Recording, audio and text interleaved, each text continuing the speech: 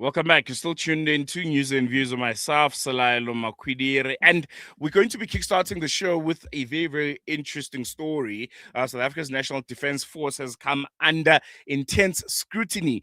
This is after it's continued to list Iranian naval vessels as participants in a multinational naval drill, despite reported orders coming from the presidency to limit or exclude Iran's involvement. The exercise, titled Will for Peace 2026, is running currently in False Bay near Simonstown, and is bringing together vessels from South Africa, China, Russia, and the UAE under a BRICS Plus framework, ostensibly focused on maritime security and interoperability, maybe. But this week, confusion and contradiction have overshadowed the operational messaging. Government sources suggest that President Cyril Ramaphosa instructed Defense Minister Angie Motshekga to request Iran's withdrawal or observer-only status. This amid concerns over diplomatic tensions with the United States of America and the potential economic fallout around AGOA trade preferences. I think Donald Trump earlier in the week said any country that is doing business and is involved with Iran in any way will have 20% or 25% tariffs put on them. But despite all of this, the SANDF communications briefly identified an Iranian corvette as actively participating in the sea phase of the exercise before deleting the post, prompting questions about who authorized that inclusion and why it was later retracted. Opposition parties, including the Democratic Alliance, are demanding clarity from the Ministry of Defense and say this episode raises broader questions about civilian control of the military and transparency in South Africa's foreign relations. And try and help us unpack this complex intersection of foreign policy, military command, and constitutional mandates, we speak with Ricardo Teixeira, defense analyst out at DefenceWeb. Ricardo, thank you so much for joining us. Always a pleasure having you on Salam Media. Really appreciate you giving us the time. Thank you very much for having me. And I'm not a defense of everyone, but the Institute of Race Relations. Institute of Race Relations, most definitely. Thank you so much. I think we'll jump right into it. What's your brief and quick analysis of this story that's coming out, Iran's involvement with the SANDF? The president is saying maybe they should be granted only observer status and not actively be part of the drills and exercises. It looks like it's all over the place. What do you make of this turn of events? It is not a good look, firstly. If we can start from the beginning, this exercise, Will for Peace, was originally MOSI 3, but China was leading the planning and the execution of this exercise. So the fact that it's called Will for Peace was their decision. I personally find it quite ironic. Iran is currently trying to crush a revolt, and as the state has murdered at least 2,000 people that we are aware of. Russia's involved in an illegal invasion of their neighbor, and China kicked off the new year with rehearsals for how they would invade Taiwan. So to call it Will for Peace is very ironic. Again, because China was leading this exercise, they handled the planning and they handled the invitations. So China invited Iran, not SANDF. The fact that it was hosted in South Africa, but we were not planning and leading it is a bit strange, but it's not unusual. The exercise itself is not very complicated. It's what's known as a PASEX, a passage exercise, which typically when countries do this, it's more symbolic than anything. It's a form of diplomacy. They sail alongside one another, practice communicating and interoperability in communication systems and electronic warfare, and they simulate certain threats. But from the assets that are involved, there was no simulation of underwater or air threats. Doesn't seem to be any main gun firings going off, considering how close they are to the coast. And the countries that are involved don't typically, are not countries that have very extensive experience in complex naval maneuvers. In China, the PLA Navy, the PLAN, 70% of their ships are less than 15 years old. The Chinese Navy, as we know it today, isn't older than 25 years. Iran hasn't had a major naval engagement since the 1980s, when the US sunk half of their fleet in the space of a day in Operation Praying Mantis. I would encourage the viewers to go look that up. And Russia's just lost the Battle of the Black Sea to Ukraine, who doesn't have a navy. So there's nothing we can really learn from these countries. This exercise itself has been nothing more than political theater. Then if we look at the decision making and the rebuking of the president's commands that have come from the Department of Defense, this is not the first time. The Department of Defense went on its own to conduct some defense diplomacy when the chief of the Defense Force, Rudzani Mapanya, went to go visit Iran in August 2025 against presidential directives. And it was clear that this was not supported by DIRCO and that foreign policy is the purview of DIRCO. But Defense Minister Angie Motshekga shielded him, and she seems to have done the same now by not heeding presidential directive. And I think this undermines the authority of the president. This undermines the authority of the Constitution that puts the president in charge as the commander-in-chief of the Defense Force, and shows clearly that Angie Motshekga does not respect the president and she's doing her own thing. And I think that is very, very dangerous. I think she's in a very dangerous position, and I don't think she should continue her tenure as Minister of Defense. She's not someone who understands the seriousness of the situation. She even remarked during her speech at Exercise Bukushlome 4 in last year in November at Combat Training Center Lohatla. She remarked that she didn't realize that Defense Force and Army were different things. She's not someone who understands the seriousness and the complexity of her portfolio, and she's rebuking the president's authority here for a second time. And I think there need to be some consequences for her actions. No, most definitely. And I want to come back to a point that you mentioned when the SANDF's Chief General Rudzani Mapanya visited Iran in August 2025. And I think you and I had a conversation around this and just the implications that this could have. We find ourselves almost in a similar kind of conundrum where there are reports that the presidency gave this directive against, Iran being an active part of these, naval drills and to be only granted observer status. Why do you think we're finding ourselves at these loggerheads between the SANDF and the presidency? Isn't the president the ultimate chief of the army and his word is final? He's the one that gets to decide what the military can and cannot do? Yes, the president is the commander-in-chief of the Defense Force, as is outlined in the Constitution. He's the ultimate authority, but clearly his authority is not being respected. The Defense Force seems to be doing its own thing and has its own competing narrative. We've seen this with the visit to Iran. We've seen it now with this exercise. We've also seen it with the fact that Minister Motshekga signed an agreement with China to upgrade military infrastructure at the Brug without informing Parliament. It only came out, she signed that document in September 2024, and Parliament was only informed in October 2025, so more than a year later. The Defense Force seems to be doing its own thing and rebuking not just the president's authority, but civilian oversight. And I think that this is very dangerous, and we need to slam some brakes on this.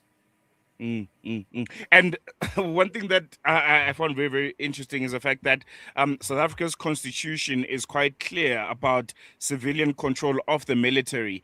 And if the presidency did issue an instruction regarding Iran, what could be the implications if that instruction was not properly followed and we ultimately find ourselves where we currently are? In any other democracy or country that has a similar setup to us where the president is the commander-in-chief, such a level of insubordination would see people being fired. And we need to have some serious consequences. I believe it was Voltaire who said every now and again you need to shoot some admirals just to keep the rest in line. We need some consequences for these actions. Clearly, the Defense Force thinks it can do what it wants. If we then also look at the last few meetings that the Joint Standing Committee on Defense had with with SANDF in December ahead of a rotation to the DRC under Op Mistral, there was some very heated moments.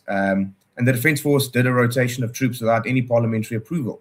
When Parliament went to the Brug to meet the troops that were going to be rotated, they were informed by Chief Joint Ops Lieutenant General Sangweni that they'd already gone without any parliamentary inquiry or approval whatsoever. They did a rotation and seemed to not care that Parliament was supposed to be informed and Parliament was supposed to sign it off. And Parliament had some serious concerns, given our track record in the DRC, about sending more troops. And the Defense Force did what it wanted. So we need to have some serious consequences here. I think the president needs to exercise some authority and make some changes. I want to come back to the Iran factor. We all know that they're currently sanctioned and they are a highly contentious global actor, as you mentioned. The protests that are happening there and the reports that are coming out about mass executions of civilians. Why do you think its participation, even symbolic, in this kind of naval exercise, is so sensitive for South Africa at this current moment? Well, South Africa, the president, I mean, if we look in around the time of the Tanzanian election, Cyril Ramaphosa was in Switzerland signing an agreement with Switzerland on strengthening democratic resilience. And at the G20, South Africa touted itself as a country that respects democracy and human rights and equality. But then we hang around with countries that do not respect our values. I know the chief of the defense force, when he was in Iran, said, that South Africa stands with the peace-loving peoples of Iran. Well, currently the Iranian government is killing those people. And what we have done in this exercise is give the Iranian government some sort of diplomatic legitimacy. And we need to be cognizant of the fact that we are doing this. South Africa is a democracy, but it is not the only democracy in BRICS. India and Brazil, the largest democracies in BRICS, along with Indonesia, are not present at this exercise. Brazil and Indonesia may be observing, but they are not partaking. And India is clear that they do not exercise with China. This exercise, more than anything, as South Africa has given a diplomatic legitimacy to a group of autocratic countries that are challenging the global order and global stability. And I think we're going to face some consequences for those actions on the global stage. And speaking on that, do you think South Africa could possibly be misreading its strategic importance if we genuinely believe that we can host Iran without having any kind of serious diplomatic or economic repercussions? And what should be Pretoria's response to this? I think in a way we've both overestimated and underestimated our diplomatic importance. I think for most people in South Africa, we see all the diplomatic tussling between the Middle East and China and the West the Europeans and the Americans. We see it on the news, but it always feels very far away, and it doesn't really feel real. It's just kind of there on the TV. But now we have ourselves a front row seat to this global conundrum, and we've realized that we have an actual role to play. We are involved here. We have a position as a global actor, and our actions have consequences. Regardless of the government's rhetoric on being non-aligned, actions speak louder than words, and our words are looking very meaningless, and our actions are looking very hostile. And that's the concerning part, because it almost feels like we're seeing a shift towards a strategic ambiguity of some sort, or strategic confusion, if you may, in South Africa's foreign policy. I mean, it even took the DA to ask the ANC to pick a side. Do you think we are at that place where South Africa seems to be slightly confused about its foreign policy and where it actually stands, and who are its friends and who are its foes, based on the interests that we have as a country? I think one of the biggest mistakes in South Africa's democratic history is that the ANC's foreign policy has been conflated with South Africa's foreign policy. And now that we have a GNU, it's clear to see that what the ANC views as its foreign policy is not the foreign policy of South Africa. And it has, in my opinion, misunderstood foreign policy, neglected it, and mismanaged it, just like it has every other government department. And it is now having some very serious consequences. And we need to have a serious sit down as a country and rethink our foreign policy. The president of Iran has openly said that they are at war with the West. China is preparing for confrontation in the Indo-Pacific and to invade Taiwan. Russia is involved in open conflict with their neighbor and challenging the European countries and NATO, and possibly preparing for conflict against them. We are spending 0.7% of GDP on defense. Our defense force has collapsed. It does not have much capability. What credibility it did have was lost in the DRC, and what survived that has taken a serious dent now. Given all of that, do we really want to be on a side that is challenging NATO, that is challenging the United States, that is challenging the the international rules-based order? Because if so, we've seen what the United States can do to countries. We are seeing the Europeans build up their arsenals, and we are still spending 0.7% of GDP on defense. We saw what happened to Venezuela.